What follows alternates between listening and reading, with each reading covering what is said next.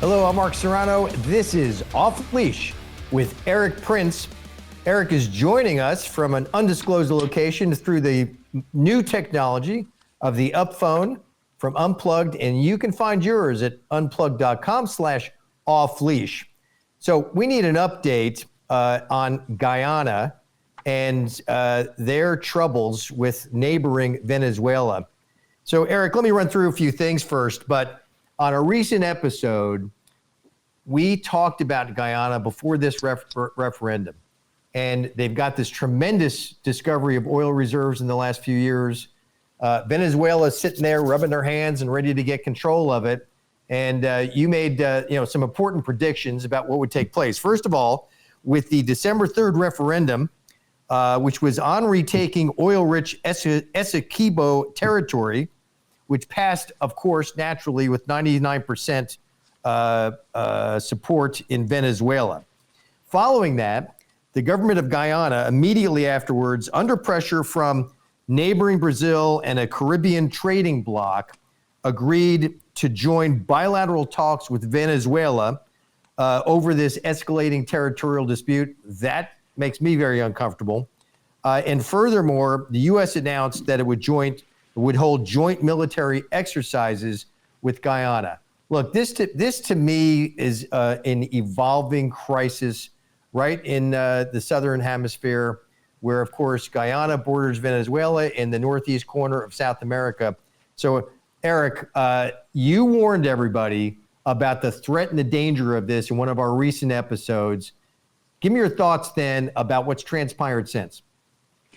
Well, the referendum that the Venezuelans came up with indeed passed, and it's almost like the wolf trying to negotiate with the three pigs on how he's going to eat them and then take over their house.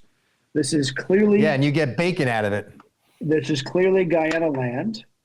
Maduro wants their stuff. He wants their land and the oil revenue that comes from it. And he is playing classic bully politics to take it. It's the military cooperation from the United States will be a couple of overflights, maybe one training exercise or something. It's nothing that's really going to deter the Venezuelans from doing this. I think when you look at Cuba, for example, Cuba was the client state of the Soviet Union up until 91 when the Soviet Union collapsed. Then Cuba got itself attached like a tick on a deer to Venezuela, living off that oil wealth. And now Cuba understands hardball politics. I wouldn't be surprised if they or the Russians or even the Iranians are still stimulating this kind of problem set. There's one funny aside from the last podcast we did on this. A friend of mine was down in Georgetown, Guyana, the capital, driving through traffic, and he heard two guys talking on the street. And they were upset that their president had left to go to the COP28 environmental conference when instead of he should have been dealing with the crisis in the country. But climate change is a crisis, Eric. Come on. Not as much as the Venezuelans taking 70% of their country. But the other thing he said is, man, I wish our president would listen to that guy, Eric Prince, because he heard our last podcast. So at least he knew someone was talking about it and caring about it. And I apologize to all the people in Guyana for mispronouncing your country's name. I will never do so again. We both did, and we are corrected for the record. But look, let's take a little bit of credit here because you raised the alarm bell early. There wasn't nothing in the news. The referendum was coming up. The media in America and elsewhere in the world were asleep at the switch. You raised the alarm bell. That episode of ours from Off Leash went viral in Guyana. Thank goodness. And I think you raised the alarm bell. You got the word out. So even regular folks on the street recognize that guy, Eric Prince, he's the one we should be listening to. And he's the guy who hopefully can bring us a solution. Well, they've had a tragedy since then. One of the Guyana Defense Force Bell 412s was lost right near the Venezuelan border. 2 survived, and I think 6 or 7 people on board died. I think it was controlled flight into terrain. I hope the aircraft was not shot down. The Venezuelans continue to do provocations with helicopter flights, with troop movements, and all the nonsense along the border. So I hope that situation is diffused. I hope the U.S. steps up and deters a bully from taking more land that is not theirs. And we really need to support the Venezuelan people and make the Maduro regime have an actual election, because they will lose. Right.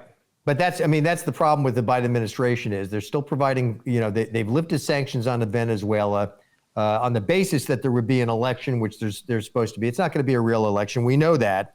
But here's part of the problem I see. And this, again, I'm going to place this right on the administration, which is Guyana, under pressure, has agreed to bilateral trade talks. Eric, why would that be bilateral trade talks? Like you said, it's the wolf meeting with the pigs.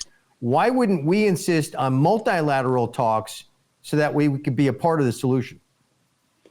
Yes, or even their other neighbors, because nobody so the danger is also Venezuela provides a lot of free or heavily subsidized fuel oil to all the other Caribbean nations.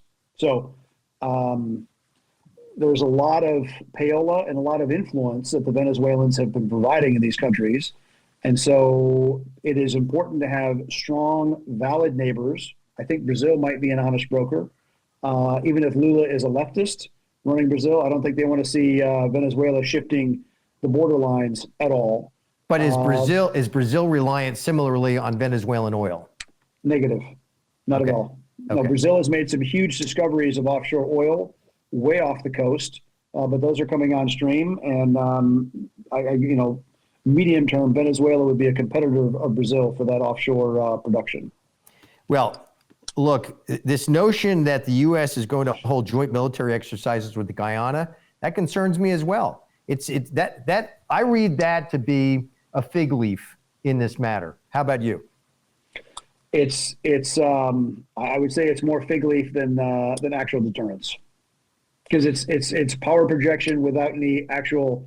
You want a velvet covered iron glove, not a velvet covered cotton glove. Right. Well, and here's what seems ridiculous to me about it is it's joint military exercises with Guyana. What kind of military does Guyana have? They have 2 remaining helicopters. That's it. So that's the absurdity of it. Why would the U.S. even, pretend that it's joint military exercises? Because diplomats love to talk about those kind of things, and they think that the process and the briefing will somehow drive the outcome instead of taking the very realpolitik position that ultimately these things are decided by games of inches, right? Or what did the former Prussian Bismarck said? Sadly, these things have to be decided sometimes by blood and iron. And but a strong, credible, feared deterrent approach by the United States would prevent the blood and iron from having to be spilled. Yeah, naturally, we don't have the luxury of that under this administration. Let's exit with this, Eric, still in South America. Milei took office in the last several days in Argentina, and his first act in office was an order reducing the government there from 21 departments and agencies to 9. Is that not a good example for all of us? That is magnificent. Nothing like a guy that takes a chainsaw to a political rally. He was serious about cutting down their government, and he had to devalue the peso, sadly, but he had to try to bring some kind of fiscal restraint onto the country. So we wish him well. Sure, because their inflation is at 165% right now. So but it looks like the markets have sort of looked at these moves favorably. Yeah, because there wasn't a lot of value added by all those ministries that he closed. They were restraining trade, not promoting trade. Yeah, a similar approach needs to come to Washington, D.C. There's a lot of federal agencies that do not belong existing anymore, period. We can't afford it. The American people don't need to pay for it anymore. Enough. Close it down. Department of Education, Department of Energy. How about the Federal Reserve, right? I mean, let's eliminate them. We went off the gold standard with an executive 1971. order. we can change the same. It can change the same way. Nothing would stop the growth and the overspending of government faster than the restraint of linking the dollar to a hard currency. That would force Amen. fiscal restraint, which is what we need. Outstanding. Well, in the mold of Milei of Argentina, thank goodness. Let's hope we've got more of him coming here to our own shores in the United States through a new Trump administration. Yes, thank you all, and have a very Merry Christmas. Yes, Merry Christmas and a Happy New Year to our new viewers here. I'm Mark Serrano, and this is Off Leash with Eric Prince. Thanks for joining us.